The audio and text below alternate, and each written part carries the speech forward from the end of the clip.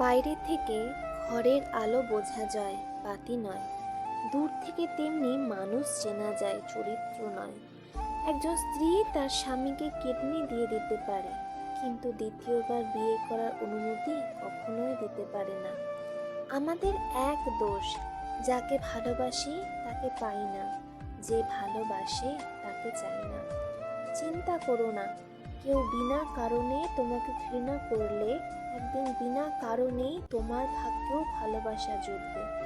ছোটবেলায় ব্যথা লাগলে মায়ের সেই আস্তে আস্তে ফুঁ দিয়ে কথা বলা, এখনই সব ঠিক হয়ে যাবে, চিন্তা করিস না।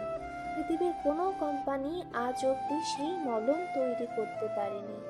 এই পৃথিবীতে সবচেয়ে স্ট্রং তো সে, যে রাতে কেঁদে সকালে ঘুম থেকে উঠে এমন আচরণ করে যেন কিছুই হয়নি।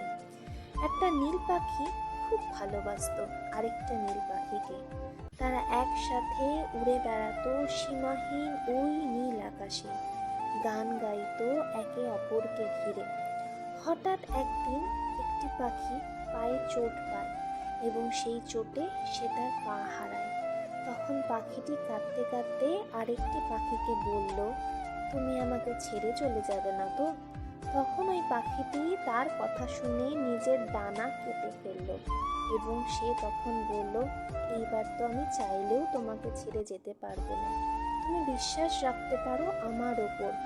এরপর একদিন খুব ঝড় তুফান শুরু হলো, চারিদিকে খুব অন্ধকার হয়ে গেল। তখন পা কাটা পাখিটি ভয়ে ছটফট করতে লাগলো। ডানা কাটা পাখিটি পা কাটা পাখিটিকে বলল, তুমি নিরাপদ স্থানে চলে যাও, আমার কথা চিন্তা করো না, ঝড় থামলেই ফিরে এসো, আমি এখানেই তোমার জন্য অপেক্ষা করব, তুমি আমার কথা ভেবো না।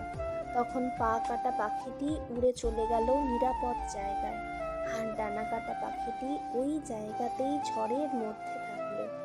তারপর ঝড় থামার পর পা কাটা পাখিটি এসে দেখলো ডানা কাটা পাখিটি মরে পড়ে আছে, আর তার পাশে মাটিতে লেখা ছিল, তুমি যদি একবার আমাকে ছেড়ে যাবে না বলতে, তাহলে আমি ঝড় তুফানকে হারিয়েও বেঁচে থাকতাম শুধু তোমারই জন্য।